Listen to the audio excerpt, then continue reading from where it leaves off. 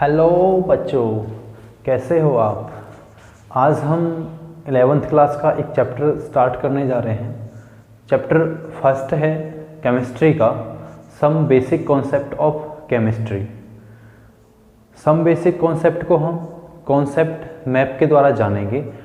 एक ही वीडियो के अंदर हम कंप्लीट चैप्टर को कवर करने वाले हैं। इसको आप बहुत ही अच्छे प्रकार से समझेंगे। 11th चैप्टर क्यों है? क्योंकि बहुत ही बच्चों के कमेंट्स आ रहे थे कि सर 11th क्लास का केमिस्ट्री का चैप्टर कराएं, तो इसलिए हमने आज डिसाइड किया है और बनाया है टॉपिक एक कॉन्सेप्ट मैप, जिसमें आप जानेंगे सम बेसिक कॉन्सेप्ट यूनिट के हर एक टॉपिक को बहुत ही कम समय में अच्छी प्रकार से आप सीख पाएंगे। चलिए स्टार्ट करते हैं बिना किसी देरी के। स्वागत है आपका CR सिंह सर चैनल पर। हम स्टार्ट करते हैं बिना किसी देरी के। हमारे पास बेटा चैप्टर है some basic concept of chemistry. इसके अंदर हम जो पढ़ने वाले हैं उनको हम डिटेल से पढ़ेंगे। थोड़ा सा जो टॉपिक्स इसके अंदर हैं, सबसे पहले तो हम पढ़ेंगे atomic mass unit, molecular mass unit, formula mass, molar mass. इससे हम मास प्रेजेंट और मोलरिटी और मोलैलिटी के बारे में जानेंगे।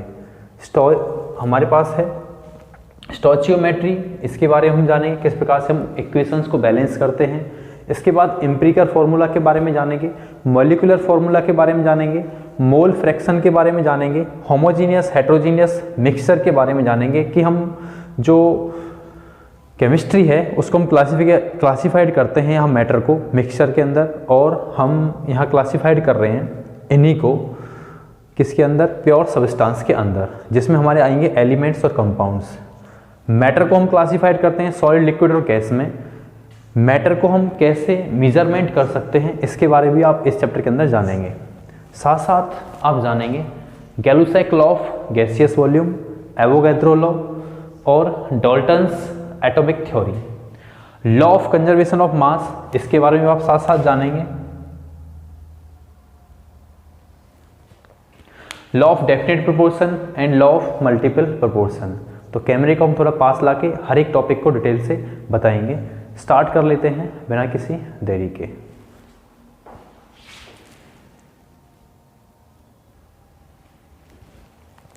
हाँ जी बेटा, ध्यान देंगे, हमने कैमरे को थोड़ा पास कर दिया है। कैमरे को पास करने के साथ साथ इसमें आप ध्यान देंगे, हाँ जी, इसमें लाइट हमारी ऑन हो रही थी, उसको ऑफ किया एक को। हाँ जी, ध्यान देंगे some basic concept of chemistry के अंदर सबसे पहले हमारे पास है एटॉमिक मास यूनिट। इसकी अगर हम बात करते हैं एटॉमिक मास यूनिट की, ये हमारे पास एक ऐसा मास होता है जो 1/12 कार्बन एटम के बराबर होता है, और ये 1/12 कार्बन एटम के एग्जैक्टली इक्वल होता है। इसको हम एटॉमिक मास यूनिट कहते हैं, जो कार्बन के 12 एटम के बराबर होता है। आगे हमारे पास मॉलिक्यूलर मास है। कोई भी अगर हमारे पास एक मॉलिक्यूल है उसके अंदर कितना मास प्रेजेंट है, means sum of atomic mass of element present in one molecule. One molecule के अंदर जितने भी हमारे पास जो मास हैं, जैसे हम बात करते हैं किसी भी एक मॉलिक्यूल की, हमारे पास है H2, तो यहाँ जो हाइड्रोजन का जो मास है वो जब हम उसकी हाइड्रोजन का मास हमारा कितना होता है, 1 होता है, और हाइड्रोजन का जो मास हमारा 1 है, तो 1 और हमारे पास उसके मॉलिक्यूल्स हो गए 2। तो हम किस प्रकार से निकालेंगे, हाइड्रोजन का मास 1 मल्टीप्लाई किया 2 से, तो यहाँ कितना आएगा 2 × 2, तो ये हमारे पास आया 2U। तो जितने इसके अंदर एलिमेंट्स प्रेजेंट होते हैं हम उसके हिसाब से इसका मॉलिक्यूलर मास निकालते हैं। अगर हम H2O का निकालेंगे तो इस प्रकार से हम हाइड्रोजन के साथ ऑक्सीजन को भी उसका 16 मास उसके अंदर हम ऐड कर देंगे। आगे हमारे पास है फॉर्मूला मास। फॉर्मूला मास क्या होता है, कंप्लीट जो फॉर्मूला होता है उसका एटॉमिक जो वेट है एटम्स का किसी भी मॉलिक्यूल्स के अंदर, हम उसको फॉर्मूला यूनिट मास लिखते हैं। इसकी भी यूनिट हमारी क्या होती है, U होती है। Molar mass, mass of 1 mole of a substance in gram. 1 mole कोई भी सब्सटेंस है, इसका जो मास है जिसको हम ग्राम्स के अंदर रिप्रेजेंट करते हैं, इसको हम मोलर मास के नाम से जानते हैं, जिसकी वैल्यू 6.022 × 10⁻23 ग्राम्स के बराबर होती है। ये आप ध्यान देंगे।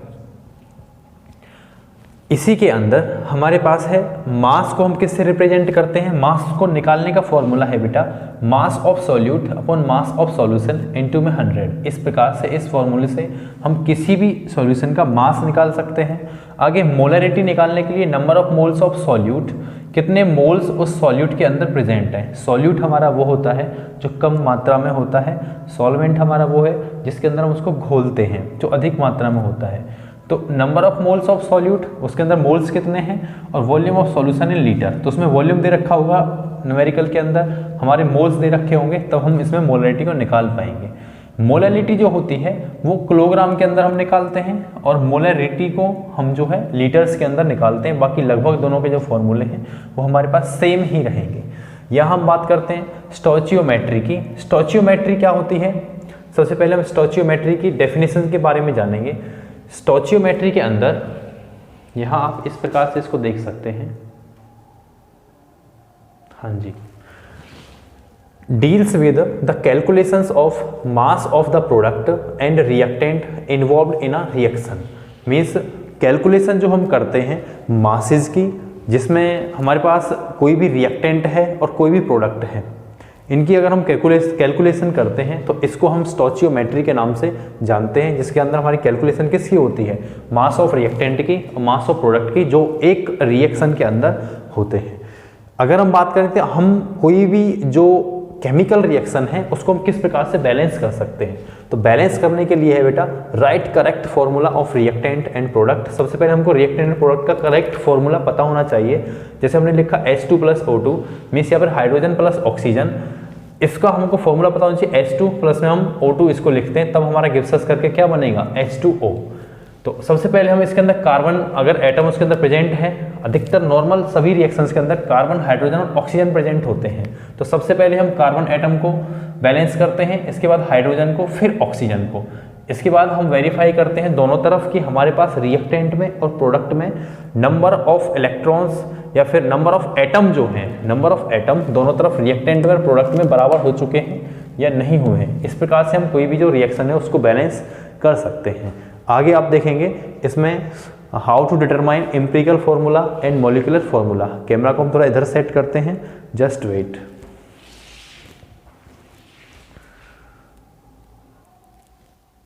हाँ जी बेटा, नेक्स्ट इसके अंदर हमारे पास टॉपिक है एम्पिरिकल फॉर्मूला। एम्पिरिकल फॉर्मूला क्या होता है, सिंपलेट हमारे पास रेशियो होता है, number of ratio of various atoms present in compound. कितना रेशियो, कितना अनुपात के अंदर एटम्स प्रेजेंट हैं किसी कंपाउंड के अंदर, इसको डिटरमाइन करने के लिए सबसे पहले हम कन्वर्जन कर सकते हैं। किसका conversion of mass percentage to grams.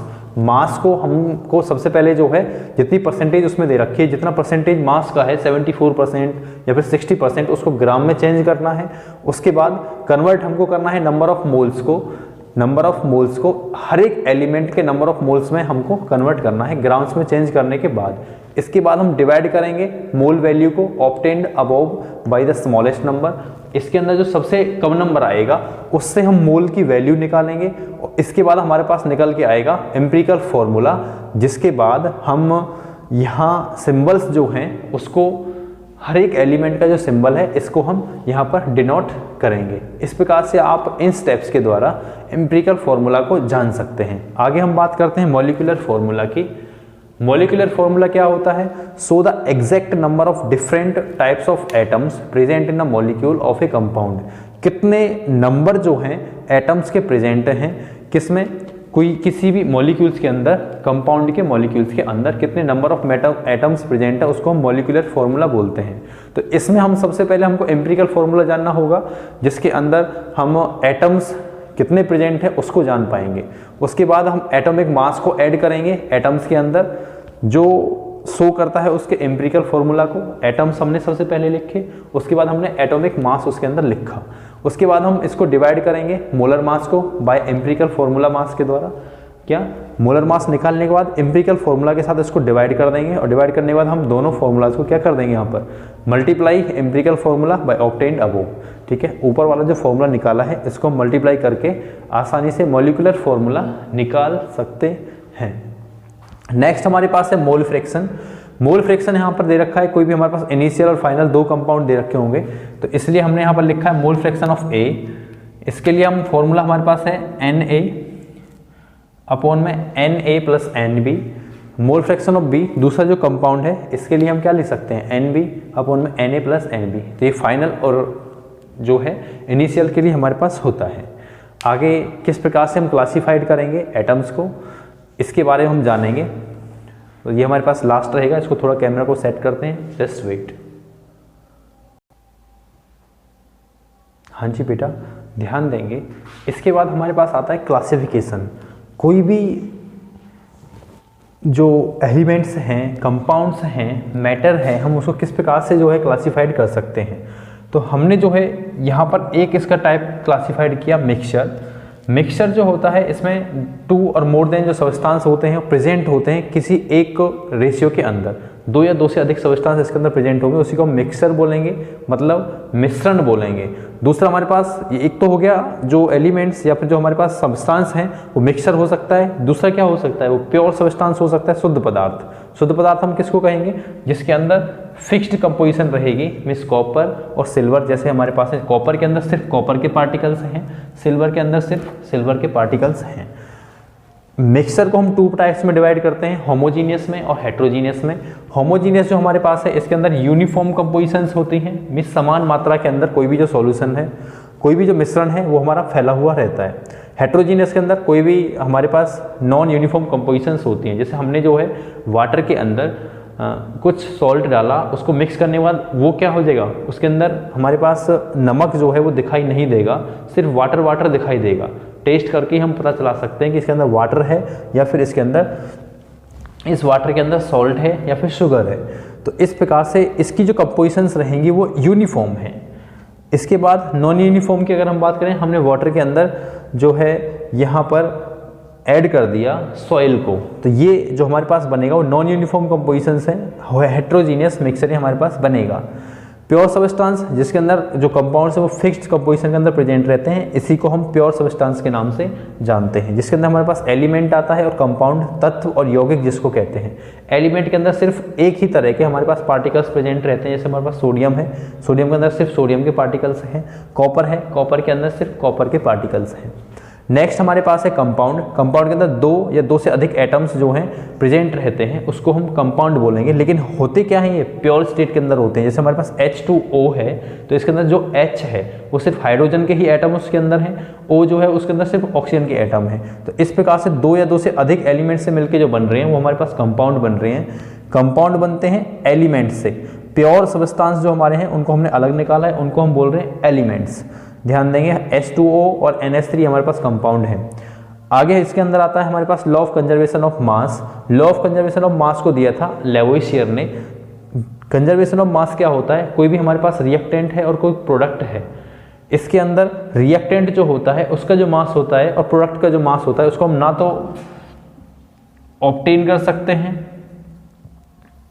ना ही हम उसको क्रिएटेड कर सकते हैं, ना हम उसको डिस्ट्रॉयड कर सकते हैं। जैसे हमारे पास हाइड्रोजन है, ऑक्सीजन है, इसका मास हमारे पास 1 है, इसका मास 8 है, ये हमने मान लिया। अगर हम, या फिर ये हमारे पास 1 ग्राम है, ये हमारे पास 8 ग्राम है, तो यहाँ से जो H2O बनेगा ये 1 और 8 कितना हो गया, 9 ग्राम। तो हमारे पास बनेगा बेटा 9 ग्राम। तो मतलब हमने उसको ना तो उत्पन्न किया था, ना ही हमने उसको नष्ट किया था, बस एक स्टेट से दूसरी स्टेट के अंदर हमने उसको चेंज किया था। इसको हम बोलते हैं लॉ ऑफ कंजर्वेशन ऑफ मास, ये लेवोइशियर ने दिया था। आगे हमारे पास है लॉ ऑफ डेफिनेट प्रोपोर्शन, जिसको प्राउस्ट ने दिया था। लॉ ऑफ डेफिनेट प्रोपोर्शन क्या होता है, a given compound always contains exactly the same proportion of element. तो इसके अंदर अनुपात जो होता है वो हमारे पास सेम होता है, इसलिए हम उसको निश्चित अनुपात का नियम भी कहते हैं। हमारे पास वाटर पॉन्ड का है, लेक का है, या फिर हमारे पास वाटर है सी वाटर, तो सबके अंदर वाटर जो है उसका फॉर्मूला H2O ही बनेगा। तो है तो वो वाटर ही, चाहे वो गंदा पानी है या फिर साफ पानी या फिर मिनरल वाटर है।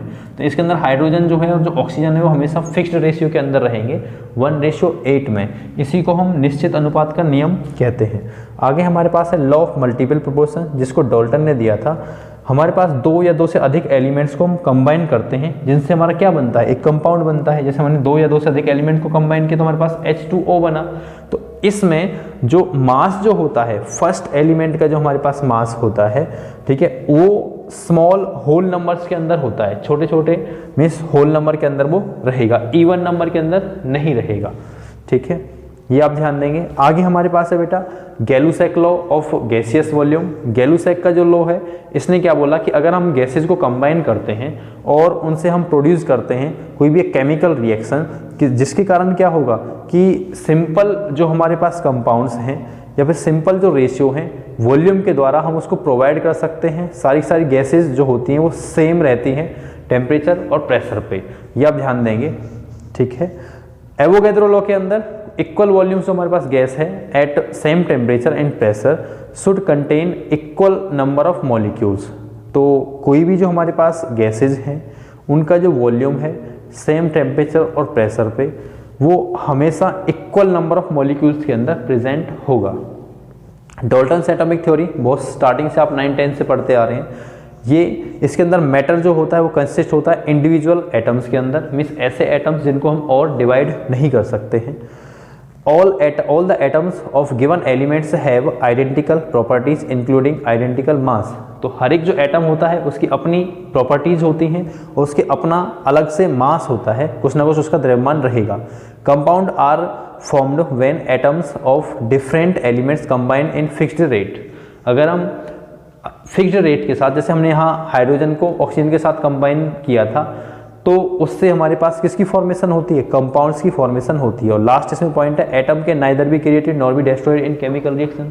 केमिकल रिएक्शंस के अंदर ना तो हम एटम्स को जो है क्रिएटेड कर सकते हैं, ना ही उसको डिस्ट्रॉय कर सकते हैं, बस एक केमिकल रिएक्शन से दूसरी केमिकल रिएक्शन के अंदर हम उसको चेंज कर सकते हैं, ये आप ध्यान देंगे। आगे हमारे पास है मैटर और उसका क्लासिफिकेशन, ये हमारे पास लास्ट टॉपिक है। इसके बाद हम वीडियो को एंड करते हैं, थोड़ा कैमरा को इधर सेट करेंगे, उसके बाद जो है कंप्लीट इसको टॉपिक को कंप्लीट करते हैं। हाँ जी बेटा, ध्यान देंगे, ये लास्ट टॉपिक हमारे इस चैप्टर का है, some basic concept of chemistry का। हमारे पास मैटर है। मैटर हम किसको कहते हैं, एनीथिंग विच ऑक्यूपाई स्पेस, कोई भी जो वस्तु स्थान घेरती है इसी को हम मैटर मतलब पदार्थ के नाम से जानते हैं।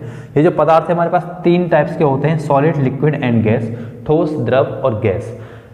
जिसके पार्टिकल्स बहुत ज़्यादा क्लोज रहते हैं, इसके जो पार्टिकल्स बहुत ज़्यादा क्लोज हैं तो इसको हम क्या बोलेंगे, सॉलिड बोलेंगे। इसके जो पार्टिकल्स बहुत ज़्यादा क्लोज है, अब पार्टिकल्स इतने क्लोज होते हैं कि इनके बीच में मूवमेंट नहीं हो पाता है, ये आसानी से जो है इधर उधर थोड़ा बहुत भी मूवमेंट इनके अंदर नहीं होता है, मतलब हैव डेफिनेट वॉल्यूम होती है, डेफिनेट शेप होती है, कहीं भी आप इसको रखेंगे बराबर ये स्थान घेरता है। इसके बाद हमारे पास लिक्विड्स है। पार्टिकल्स आर क्लोज, तो इसके पार्टिकल्स होते हैं, लिक्विड्स के जो पार्टिकल्स है वो हमारे पास क्लोज तो हैं, लेकिन वो कैन मूव अराउंड, थोड़ा बहुत जो है अप डाउन पोजीशन में ये क्या कर सकते हैं, मूव कर सकते हैं, इसको हम लिक्विड बोलते हैं। इनका have definite volume but not definite shape, इनका वॉल्यूम डेफिनेट होता है। हमने किसी बोतल के अंदर 1 लीटर वाटर दिया और उसको हमने किसी बीकर के अंदर फिल कर दिया, तो पहले उसकी शेप बोतल जैसी थी, ठीक है, बाद में उसकी जो शेप थी वो कैसी हो गई, बीकर जैसी हो गई। तो मीन्स शेप जो है वो डेफिनेट नहीं है, लेकिन वॉल्यूम 1 लीटर जो था वो हमारे पास डेफिनेट है। गैस जो होते हैं, इसके पार्टिकल्स जो होते हैं बहुत ज़्यादा दूर दूर होते हैं, ये इतने ज़्यादा दूर होते हैं कि आसानी से जो है एक डायरेक्शन से दूसरी डायरेक्शन के अंदर फ्लो कर सकते हैं। इजी और फास्ट मूवमेंट इनके अंदर होता है। इनका जो neither volume and nor shape, means ना तो इनका वॉल्यूम फिक्स होता है ना ही इनकी जो है शेप फिक्स होती है। कुछ मेजरमेंट है हमारे पास मैटर के अंदर। सबसे पहले इंटरनेशनल सिस्टम ऑफ यूनिट्स की अगर हम बात करें तो इसको हम लेंथ और मीटर में जो है हम मेजर करते हैं। मास की अगर हम बात करें, मास क्या होता है, the amount of matter present in a substance, एक सबस्टांस के अंदर कितना मैटर प्रेजेंट है, कितना मास प्रेजेंट है, या फिर कोई पदार्थ के अंदर, यहाँ पर हमारे पास कोई भी सबस्टांस है उसके अंदर कितना पदार्थ प्रेजेंट है, ये शो करता है मास को। वेट की अगर हम बात करें तो कितना फोर्स उसकी ग्रेविटी के द्वारा उस ऑब्जेक्ट पर लगाया जा रहा है, कितना फोर्स किसी ऑब्जेक्ट पर उसकी ग्रेविटी के द्वारा लगाया जा रहा है, उसको हम वेट के नाम से जानेंगे। हमारे पास है लास्ट टॉपिक और इम्पोर्टेंट है, क्वेश्चन यहाँ से बहुत अधिक बन जाता है कभी कभी, सिग्निफिकेंट फिगर्स। इसको हम meaningful digits non with certainty, कुछ हमारी ऐसी डिजिट्स होती है जिनका मीनिंग होता है और जिनको हम सर्टेनिटी के लिए यूज़ करते हैं। जैसे कि अगर हम बात करें कि सिग्निफिकेंट फिगर्स की जो संख्या कितनी होती है, ये इसका एग्जांपल यहाँ पर दे रखा है सिग्निफिकेंट फिगर्स का। जैसे हमारे पास है 508.0, तो 508.0 इस प्रकार से जब सिग्निफिकेंट फिगर होगी तो इसको कंप्लीट को हम काउंट करेंगे, टोटल हमारे पास फिगर कितनी बनी, 5 0, 8 और 0 कितनी बनी, 4 हमारे पास बनी।